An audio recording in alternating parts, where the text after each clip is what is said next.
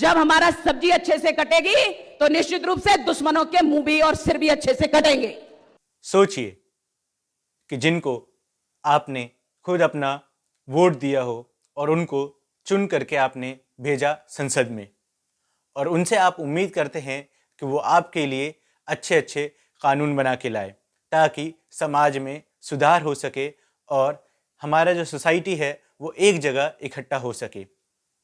क्या जिनको आपने संसद भेजा है वो सिर्फ पॉलिसी बनाते हैं या उसके सिवाय कुछ और भी काम करते हैं जिससे हमारे समाज में कुछ नफरत फैल पाए? जी हाँ, हम बात कर रहे हैं अभी के हॉट टॉपिक को लेकर, जिसमें संडे की बात, और इसमें प्रज्ञा ठाकुर ने अपना एक बयान दिया। वो बयान क्या है हम वो आपको आगे बताएंगे। अगर आपने अभी तक हमारे चैनल नेशन इन्फो हब को सब्सक्राइब नहीं किया है तो प्लीज़ सब्सक्राइब और शेयर।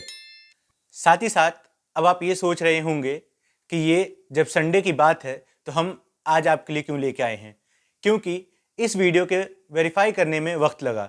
हर जगह से जब तक इस चीज़ के बारे में खबर नहीं आ गई और जब तक ये साफ साबित नहीं हो गया कि हाँ ये सही वीडियो है, इसमें कोई एडिटिंग नहीं है, हम तब तक वीडियो नहीं लाए।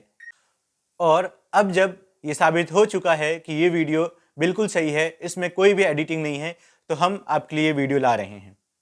तो वीडियो की शुरुआत में ही हमने आपसे सवाल किया कि जिनको हम संसद में भेजते हैं क्या उनका काम सिर्फ और सिर्फ लेजिस्लेशन का है या वो कुछ ऐसा काम और भी करते हैं जिससे समाज में नफरत फैलता है। तो इसका एग्जाम्पल हम पिछले कई साल से देख सकते हैं, जैसे कि कपिल मिश्रा हो गए, अनुराग ठाकुर हो गए, नूपुर शर्मा हो गई।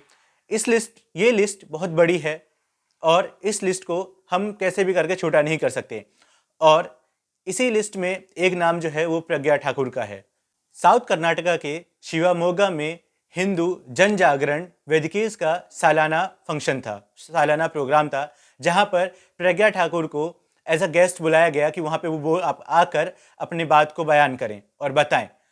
अब यहाँ पे बहुत सारी बातें हुई, उसी में एक बात जो प्रज्ञा ठाकुर ने बोला वो ये था कि अपने घर के चाकुओं को धारदार कर लें, मतलब अपने घर के चाकुओं को तेज कर लें, शार्प कर लें, ताकि सब्जी काट सकें आप। और अगर सब्जी नहीं काट सके, मतलब सब्जी के काटने के साथ ही साथ आप वो लोग जो हैं उनको आप क्या कर सकें, उनका सर और मुंह काट सकें। तो ये तो हुई एक छोटी सी बात जो हमने इस बारे में बताया। हम आपको इस वीडियो में वो वीडियो चला के दिखाएंगे, आपको छोटे छोटे क्लिप्स में आपको दिखाएंगे कि क्या क्या बात बोली गई ताकि आसानी से समझ सकें। अब ये जो वीडियो क्लिप है इसका पहले कुछ 30 सेकंड देखिए और उसमें फिर हम उसके ऊपर बोलते हैं।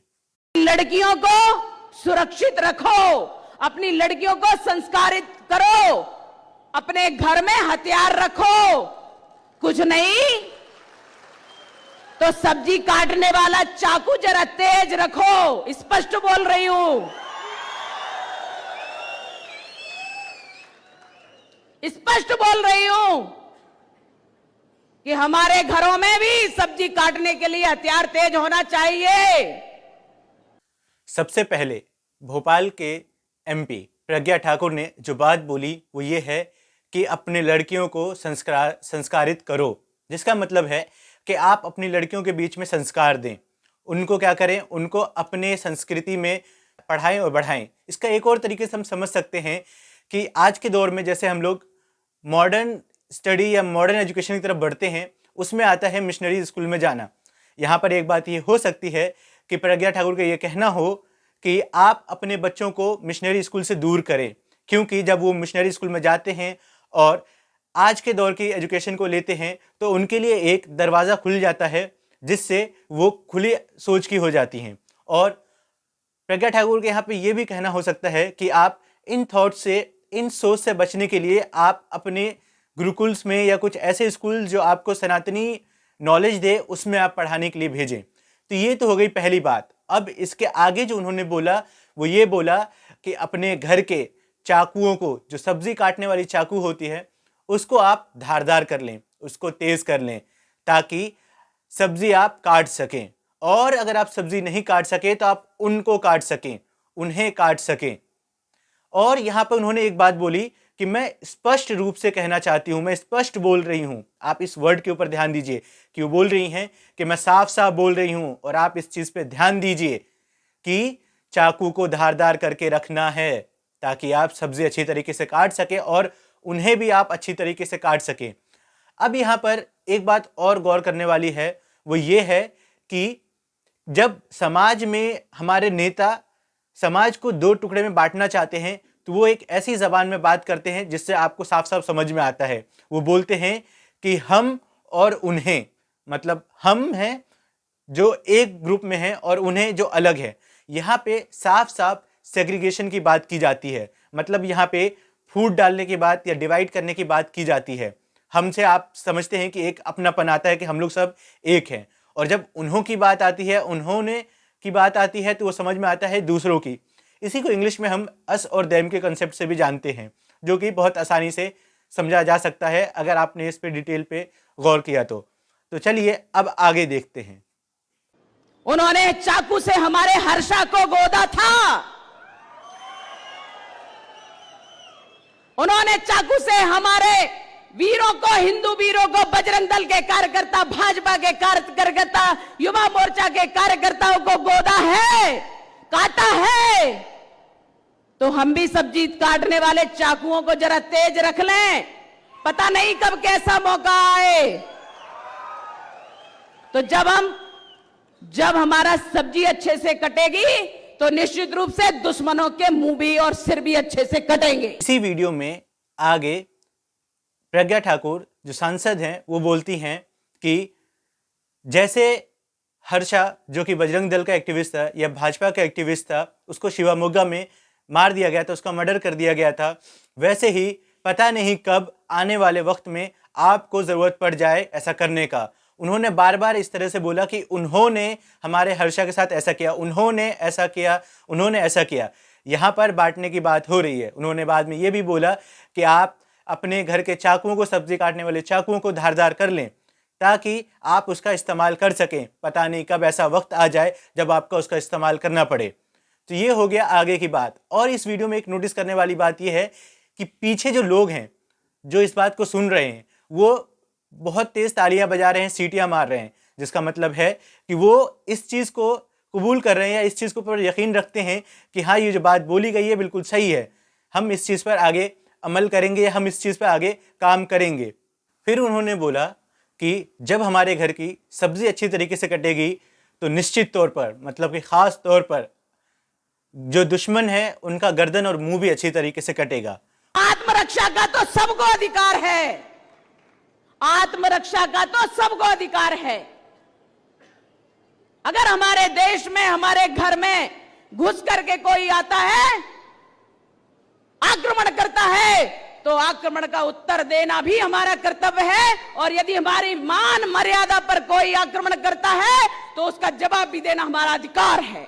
उन्होंने आगे बोला कि सेल्फ प्रोटेक्शन या आत्मरक्षा का अधिकार, राइट जो है वो सबके पास है। जी हाँ, बिल्कुल है, इसमें कोई वो नहीं है शक कि आपके पास सेल्फ प्रोटेक्शन का राइट नहीं है। आपको है कि आपके ऊपर कोई थ्रेट है या आपके ऊपर कोई ऐसा डर है कि आपके ऊपर कुछ हो सकता है, हमला वगैरह हो सकता है, तो आप उस वक्त पर अपने आप को प्रोटेक्ट कर सकते हैं। आप उस वक्त को किसी भी चीज़ से अपने आप को बचा सकते हैं जिस हिसाब से बचा सके।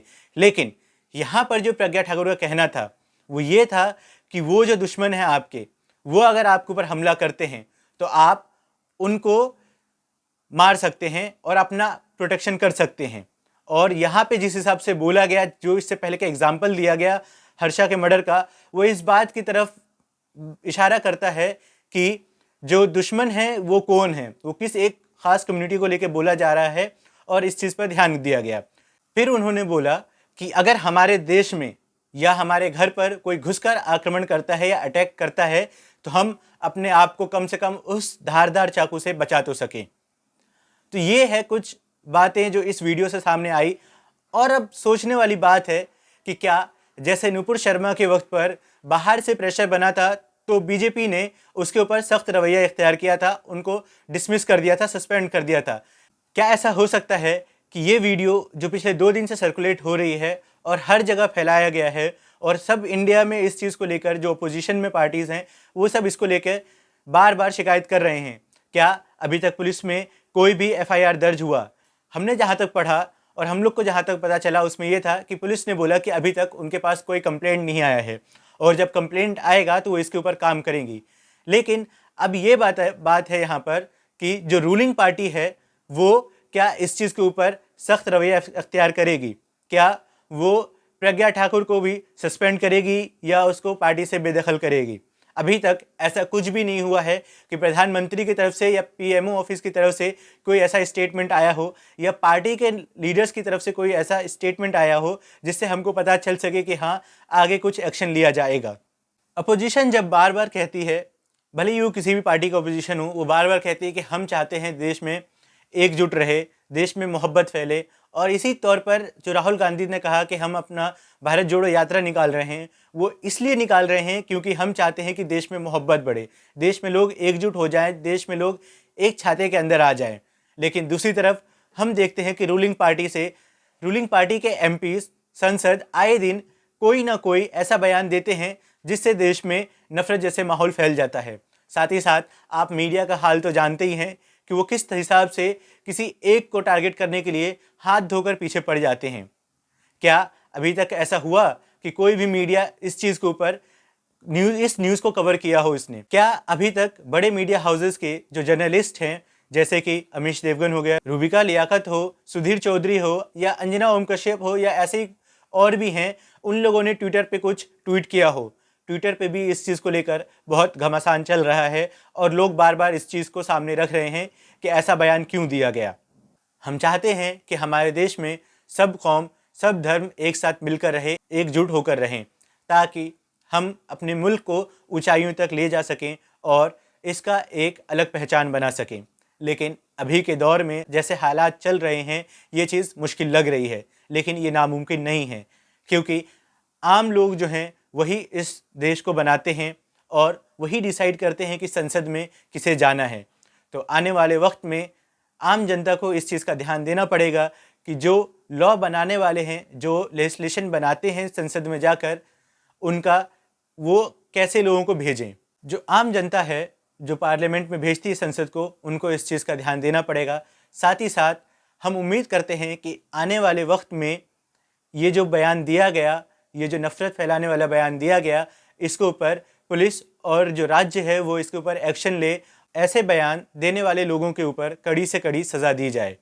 तो ये था प्रज्ञा ठाकुर का बयान जिसके ऊपर हंगामा हुआ, और प्रज्ञा ठाकुर का जिस पार्टी के साथ ताल्लुक़ है या रिश्ता है, उस पार्टी को इस बात का ध्यान देना चाहिए कि वो कैसे ऐसे लोगों को अपनी पार्टी से दूर करे और अच्छे लोगों को लेकर आए, ताकि हमारे सोसाइटी में एक मोहब्बत भरा माहौल पैदा हो सके। तो ये था आज का हमारा video. Thank you for watching nation info hub.